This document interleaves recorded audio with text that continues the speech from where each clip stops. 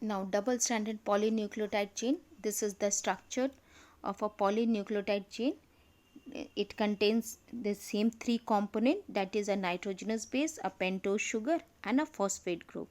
Okay, and then a nitrogenous base is linked to the pentose sugar through N-glycosidic linkage to form a nucleoside. Okay, and when a phosphate group is linked to the 5' OH of nucleoside through phosphoester linkage, a corresponding nucleotide is formed, and then two nucleotides are linked through a 3' 5' phosphodiester linkage to form a dinucleotide. So in this way, more nucleotides can be joined in such a manner to form a polynucleotide chain. Thus a polymer formed has one end a free phosphate moiety. Here you can see at 5' end of ribose sugar, which is referred as 5' end of polynucleotide chain, and similarly at the other end, which is referred to as 3' end, it has a free 3' OH group. Okay, and the backbone in a polynucleotide chain is formed due to the sugar and the phosphate, and nitrogenous bases linked to the sugar moiety project from the backbone. Okay, now DNA structure. Now DNA as an acidic substance present in nucleus was first identified by Frederick Michaux in 1869. Okay, now however, due to some technical limitation in isolating such a long polymer intact, the elucidation of structure of DNA uh, remained elusive for a very long period of time, and it was only 1953 that James Watson and Francis Crick, based on the X-ray diffraction data produced by Morris Wilkins and Rosalind Franklin, proposed a very simple but famous double helix model for the structure of DNA. Okay, this proposition was also based on the observation of Erwin Chargaff's that for a double-stranded DNA, the ratio between adenine and thymine and guanine and cytosine are constant and equals 1. Okay. Now, let's see what are the salient features of the double helix structure of DNA. Okay, now the sugar phosphate backbones are on the outside of the double helix, and purine and pyrimidine form the rungs of the DNA helix ladder. Okay, first it is made up of a two polynucleotide chain where the backbone is constituted by sugar phosphate and the bases project inside. Okay, then the two DNA strands are antiparallel to each other. That means these the two chains have antiparallel polarity, and it means one chain has the polarity 5' to 3' and the other has 3' to 5'. Okay, now the direction of each strand is identified by numbering the carbon in each sugar. The 5' end is where the carbon 5 is not bound to another nucleotide, and 3' end is where carbon 3 is not bound to another nucleotide. Now base pairing. Base pairing takes place between a purine and a pyrimidine. Okay. Now, in DNA, adenine and thymine are complementary base pair, and cytosine and guanine are also complementary base pair. Okay. These were explained by Chargaff's rule. The base pair are stabilized by hydrogen bonds. Adenine and thymine form two hydrogen bonds, whereas cytosine and guanine form three hydrogen bond between them. Okay, that means the bond formation between the bases of the bases of the DNA. So the two strands of the DNA are held together by hydrogen bond between their bases. Okay, and base pairing is the pairing formed in the DNA double helix between purine of one strand and pyrimidine of the second strand. So purine formed in DNA are adenine and guanine, and pyrimidine of DNA are thymine and cytosine.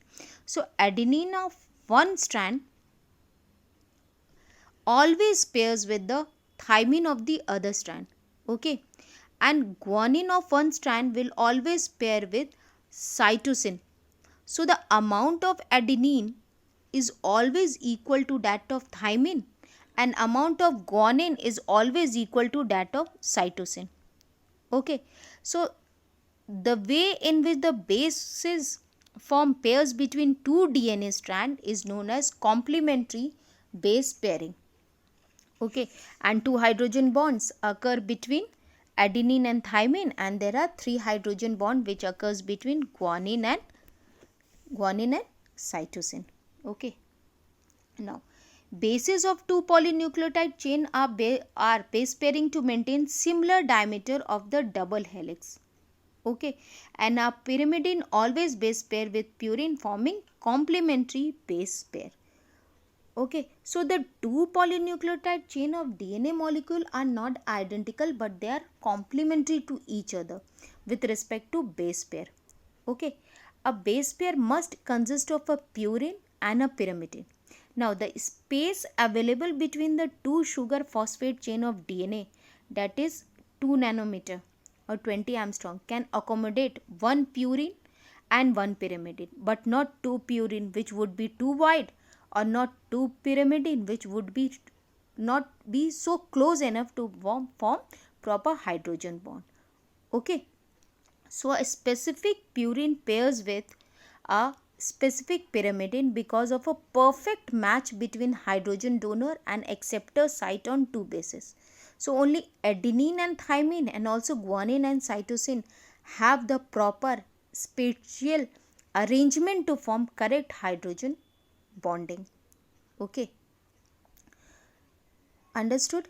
So the two chains are complementary to each other. Hence, from the base sequence in one DNA chain, the base sequences in the complementary chain can easily be predicted. Okay. Now, the term base pair refers to the two bases, one in each chain of the DNA molecule joined together by this hydrogen bond. Now, each base pair consists of one two-ringed purine and one ringed pyrimidine. Therefore, all the bases pair have equal width and the DNA helix has a constant diameter. Now, these are some of the salient features in the helical structure of DNA. So, two chains of the DNA have antipolarity. Okay, 5 prime to 3 prime in one and 3 prime to 5 prime in another. Okay, major and minor groups are present there. Then 10 Armstrong radius and 20 Armstrong is the diameter. Okay, that means the two chain are coiled in a right-handed fashion. Here you can see, and the pitch of the helix is 3.4 nanometer. This one you can see 3.4 nanometer, and there are roughly 10 base pair in each turn.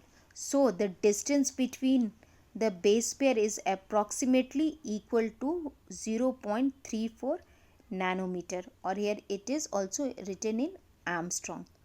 Okay, now it is because of this specific base pairing with a purine lying opposite to pyrimidine, which makes two chains 2 nanometer thick.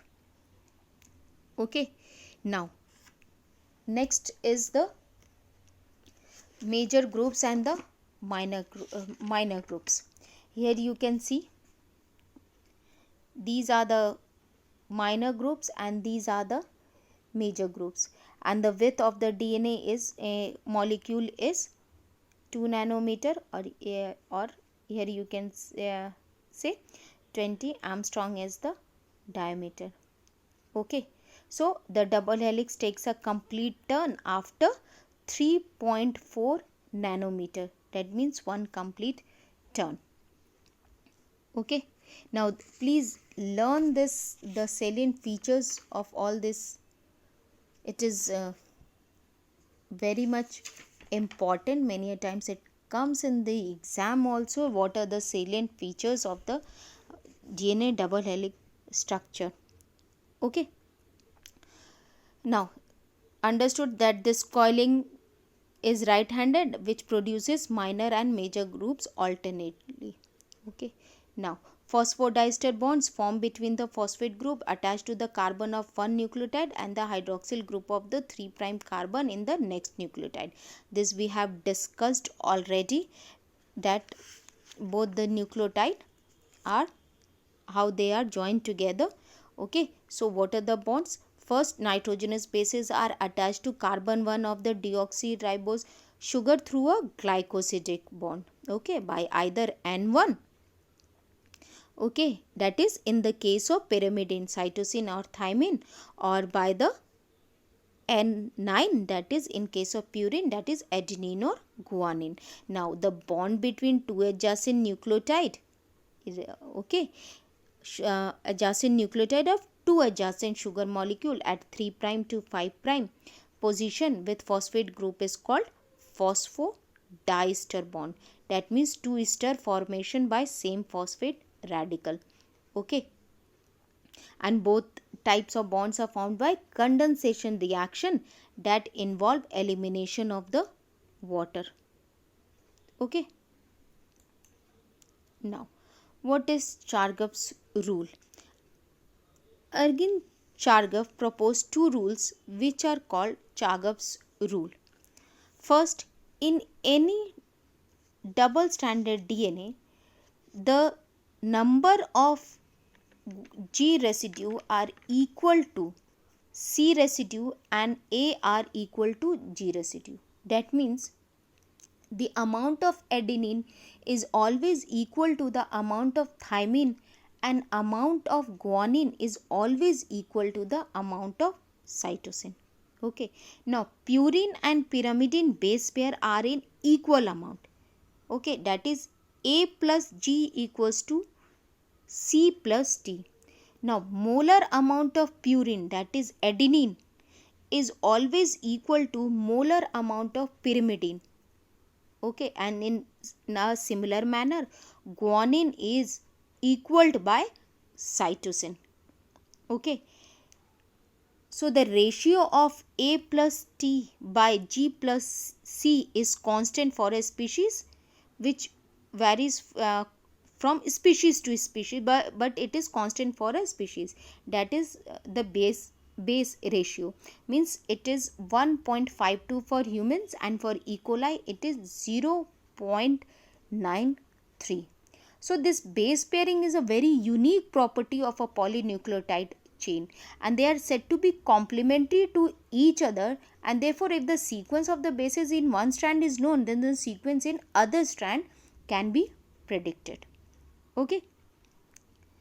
Now this is the diagrammatic representation of the two DNA strand, where you can see that DNA has two polynucleotide chain. The two chains of DNA have anti-parallel polarity, okay. Now backbone of each polynucleotide chain is made up of alternate sugar and phosphate groups. The nitrogen bases project inwards. Nitrogenous bases of two polynucleotide chain form complementary pairs, that is A opposite T and G opposite C. Now a large side purine always comes opposite to a small size pyrimidine, okay, which generates uniform distance between two strands of helix, okay. Now the double chain is coiled in a helical fashion, and the pitch of the helix is 3.4 nanometer or 34 Armstrong, which roughly 10 base pair in each turn, okay, and the average distance between two adjacent base pair comes to about 0.34 nanometer, okay. So planes of the adjacent base pair are stacked over one another, understood. So the two strands of DNA duplex are parallel but are oriented in opposite direction, and such strands are called antiparallels, okay, and the antiparallel strand forms a right-handed helix, okay. Now RNA, same thing. RNA in living organism, it is a single stranded, okay, molecule, that is it is also a nucleic acid, okay, and in viruses, non-living infectious particle, RNA can be single or double stranded, okay. Next, in the same manner, nitrogenous bases are classified as purine, that is adenine and guanine, whereas pyrimidine is uracil and cytosine. And nitrogenous bases are linked to pentose sugar through N-glycosidic linkage to form a nucleoside. Okay. Now, in the same manner, two nucleotides are linked through 3' to 5' phosphodiester linkage to form a dinucleotide. Okay, and it has also a free phosphate group at 5' end of ribose sugar, and it is called 5' end, and a free 3' OH group which is called as 3' end of polynucleotide chain. Okay, now with this we came to an end of the structure of the nucleic acid. In the next class we will study about the packaging of the DNA helix or the concept of the nucleosome. Okay, so that's all for today. Thank you.